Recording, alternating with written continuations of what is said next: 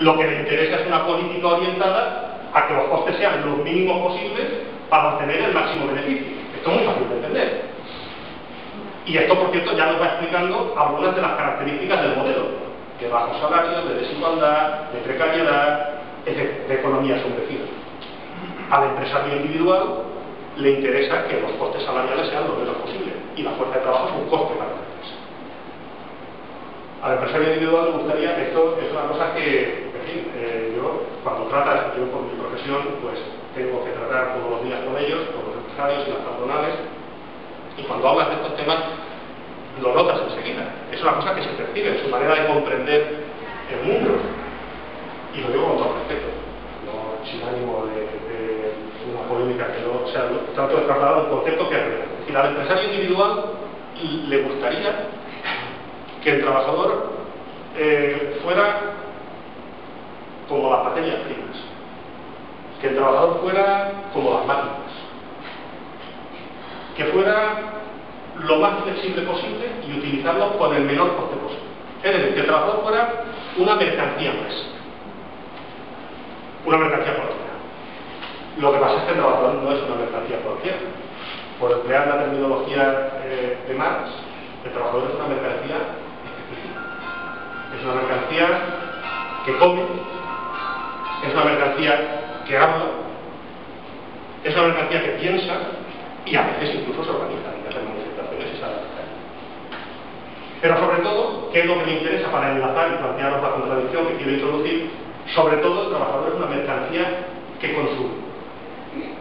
Representa consumo, adquisición de bienes y servicios, porque hemos dicho que el salario es un coste, pero en segundo lugar, el salario también es una renta. Supone, la masa salarial, la capacidad de adquisición de bienes y servicios producidos que existe en una sociedad. Y por lo tanto, aquí se produce una contradicción. Al empresario individual le interesa que los salarios sean lo más bajo posible. Pero si los salarios se deprimen demasiado, entonces no hay consumo y sobreviene la crisis. Esto, ahora Marcelino Camacho lo explicó durante años en los mítines. Yo me acuerdo que iba con mi padre y todo el mundo lo entendía, todos los trabajadores lo entendían, y ahora no lo entiende nadie. Pero es que es básico para que podamos comprender lo que nos está pasando. Yo recuerdo cuando decía aquello de que toda la riqueza de un país, toda la producción de un país, si la convertimos en ingresos, al final quedan tres cosas.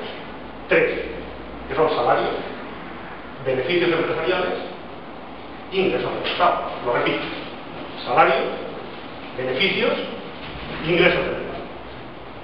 Entre los salarios y los beneficios existe una pugna. Los beneficios empresariales suben cuando los salarios bajan y los salarios suben a costa de que disminuyan los beneficios empresariales. Y luego el Estado unas veces interviene para unos y otras, es decir, casi todas, interviene a favor de los otros, que es a favor de los que tienen la sartén por el mango en este país. Bueno, la sartén, el mango y lo que hay dentro de la sartén. ¿De acuerdo? Pues bien, insisto, lo que se produce es este fenómeno. Si los salarios se deprimen demasiado, no hay adquisición de bienes y servicios y entonces se produce la crisis. Lo explicaré con un ejemplo para que lo entienda todo el mundo. El empresario X de Valencia, el que os paga la nómina, a este le interesa que vuestro salario sea lo más reducido posible y poder despediros con la mayor facilidad posible. ¿Por qué? Porque eso supone que aumentan sus beneficios. Pero si todos los empresarios de Valencia, de Cataluña y del resto del Estado hacen lo mismo, entonces lo que ocurre es que no hay consumo de bienes y servicios, no hay consumo de lavadoras, de pisos, de coches, etcétera, y entonces se produce. Y entonces lo más probable es que alguno de vosotros a estas alturas esté ya preguntándose, bueno, pues ¿cómo es posible lo que dice este hombre? Si dice, primero ha dicho que el modelo duró 20 años y que era un modelo basado en la profunda depresión de los salarios. Y ahora está diciendo que si los salarios se deprimen, entonces sobreviene la crisis. Oye, ¿cómo es posible que esto durase 20 años? Hombre, pues porque es de aquí que se inventaron nuevas cosas. Y sobre todo se inventó una que es muy importante: el endeudamiento de las familias. El endeudamiento de las familias.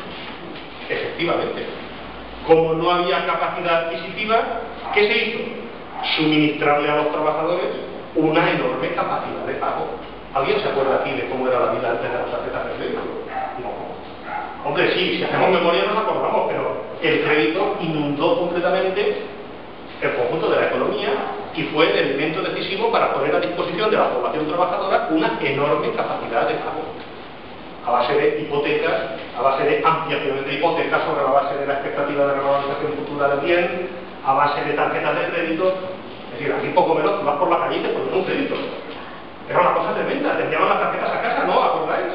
Sí. Aquello de esta soy yo con 1000 euros y esta soy yo con 1000 euros más, era tremendo. Llamabas por teléfono y te ingresaban el dinero a la cuenta. Bien, pues sí, esto fue lo que pasó y entonces empezamos a adquirir cosas. Sobre todo adquirimos pisos, pero adquirimos también coches, hicimos viajes y, en fin, pues ocio, entretenimiento y, bueno, un consumismo bestial que nos ha cambiado como personas y como país a peor y que además es buena causa de los problemas que estamos teniendo.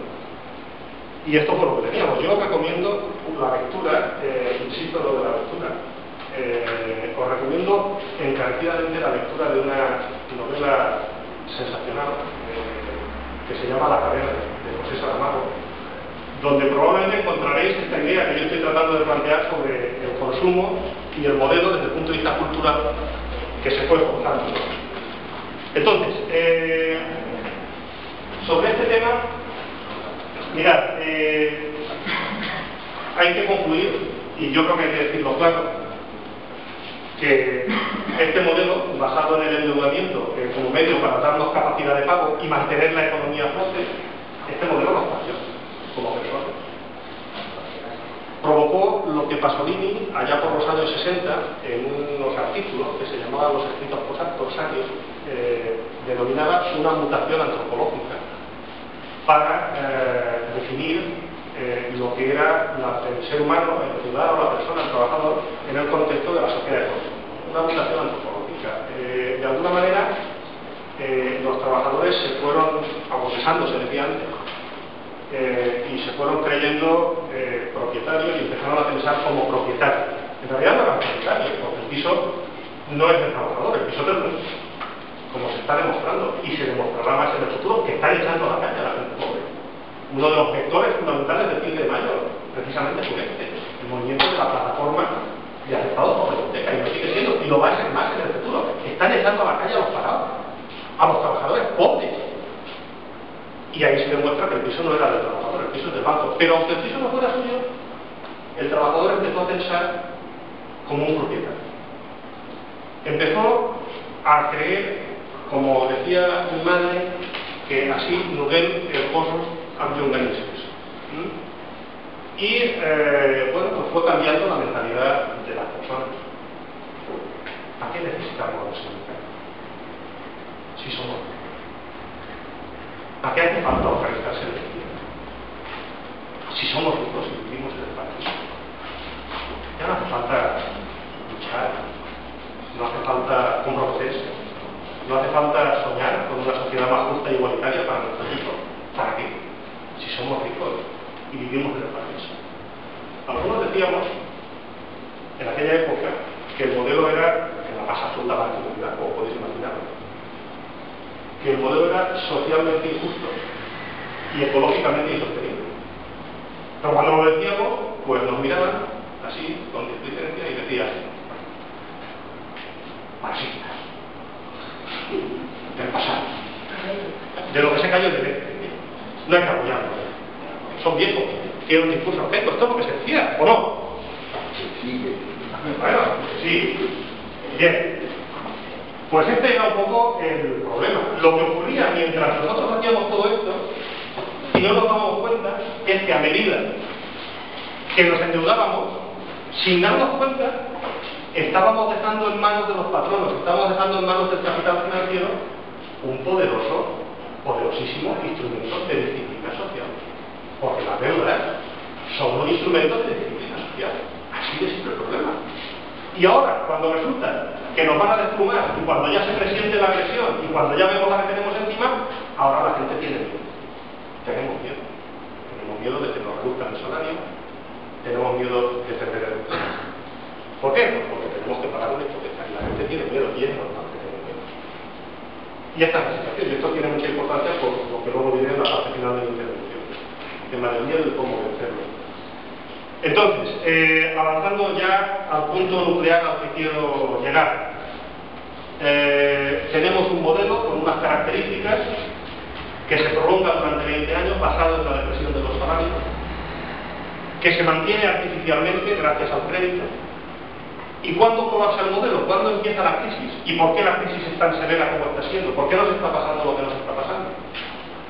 Pues porque como consecuencia de la crisis financiera que se inicia en octubre de 2008, se produce una brusca contracción del crédito y entonces, de manera extraordinariamente rápida, se viene abajo toda la pirámide especulativa que se había adelantado para poner en circulación el dinero. Es decir, en cuanto los bancos cierran el grifo, en cuanto el interbancario se bloquea, que precisamente es lo que ahora está volviendo a pasar, porque los bancos no se fían como consecuencia de la crisis subprime, no voy a entrar en ello, si queréis luego podemos comentar o profundizar un poco más en algunos conceptos, se seca el crédito y en cuanto se seca el crédito, el modelo se cae como un castillo de naipes. Así de claro. Y así de simple el problema. Entonces, ¿qué pasa? Cuando esto ocurre, pues automáticamente la economía sumergida se dispara, el paro se dispara, la pobreza se incrementa y, bueno, pues la situación es cada vez más dramática. En un pueblo de aquí, el otro día me contaban, en Burriana, para ser exacto, que yo no sé si había pasado, que en los supermercados ha habido ya peleas entre ciudadanos por las sobras que van a la basura. Y hay cola esperando a que la gente, o sea, la gente esperando, y en Burriana ha habido ya peleas entre la gente por los despojos de los supermercados. Y de la economía sumergida no hablamos, es decir, se calcula que 1,5 millones de trabajadores han pasado a la economía sumergida.